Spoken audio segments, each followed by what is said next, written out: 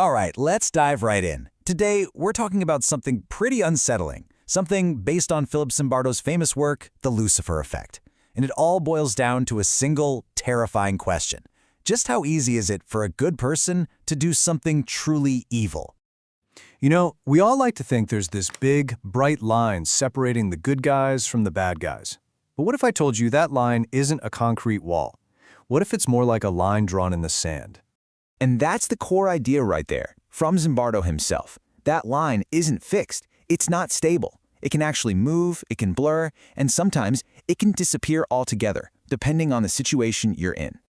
See, the journey to evil doesn't usually start with some grand, monstrous plan. It begins with the small stuff, the little things you think don't matter. You grab a pen from work, you hop on your neighbor's Wi-Fi. It's a slippery slope that starts with tiny compromises you make when you think no one's looking.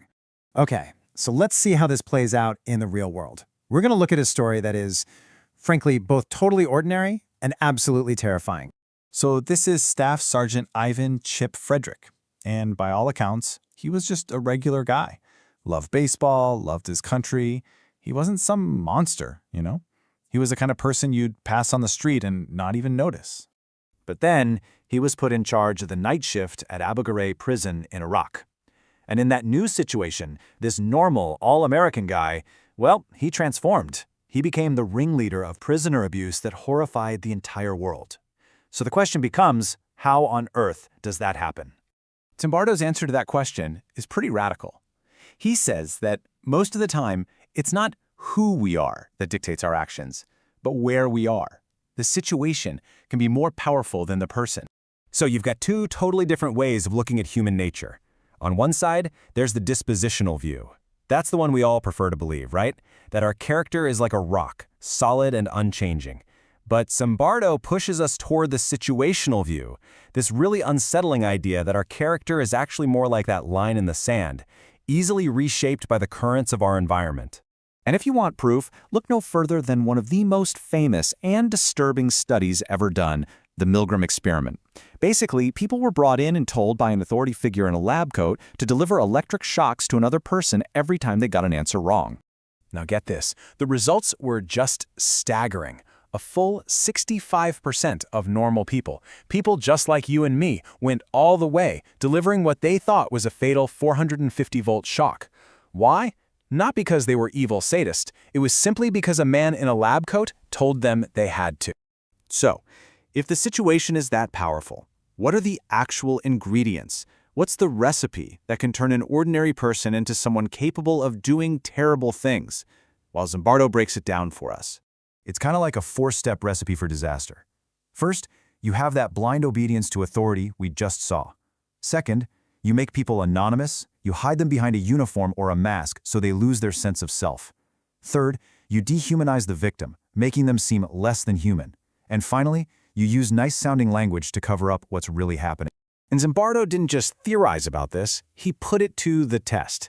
In his infamous Stanford prison experiment, he took a group of totally normal college kids and made them guards and prisoners. And just look how fast it all went downhill. In less than a week, perfectly good kids turned into cruel, sadistic guards. All it took was a little bit of power and a uniform. And this isn't just something that happens in a lab. Think about the Jonestown massacre. Over 900 people willingly drank poison, not because they were bad people, but because they were blindly obedient to their leader, Jim Jones. It just goes to show how a powerful authority figure can completely hijack a person's moral compass. All right, that next ingredient, anonymity. Zimbardo did this fascinating experiment where he just left an abandoned car in two different neighborhoods. In the Bronx, where nobody knew each other, the car was torn apart in hours. But in Palo Alto, a tight-knit community, nobody touched it.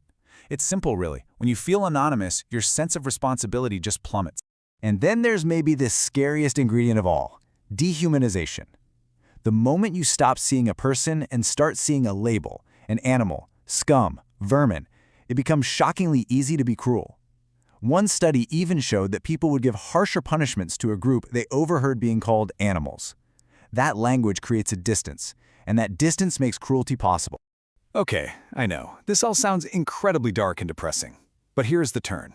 Zimbardo's work isn't just a warning about evil, it's also a roadmap for heroism. Because if we know what makes people do bad things, we can also figure out what makes them do good things. And this brings us to the single most important question in all of this. Are we just puppets? Are we just at the mercy of our circumstances? Or is there something we can actually do to fight back? Zimbardo says heroism isn't something you're born with, it's something you choose. And the playbook for being a hero is basically the exact opposite of the recipe for evil. It means you act when everyone else is just standing around. You take responsibility, you question authority, you push back against the crowd, and most importantly, you always see the human being in other people. And this isn't just some theory. This is real. Think about Wesley Autry, the subway hero. Everyone else on that platform just froze, but he didn't. He saw a man fall onto the tracks, and without a second thought, he jumped down to save him as a train was pulling in. He made a choice. So what's the big takeaway here? What does all of this mean for you and me? Well, it's not really about judging Chip Frederick or anyone else. It's about understanding ourselves. And here's the uncomfortable truth. The potential to be a hero and the potential to be a monster, they exist inside every single one of us. The point isn't to be scared of what you could become. The point is to be aware so you can consciously choose every single day who you're going to be. That awareness is your greatest defense. Because in the end, this is the most powerful message of all.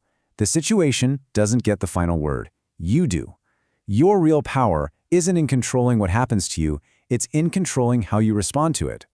So I'm going to leave you with this thought. Sooner or later, a situation is going to test you. It's going to push you right up against that blurry line between right and wrong. So, knowing everything we've just talked about, the only question that really matters is, when that moment comes, what are you going to do?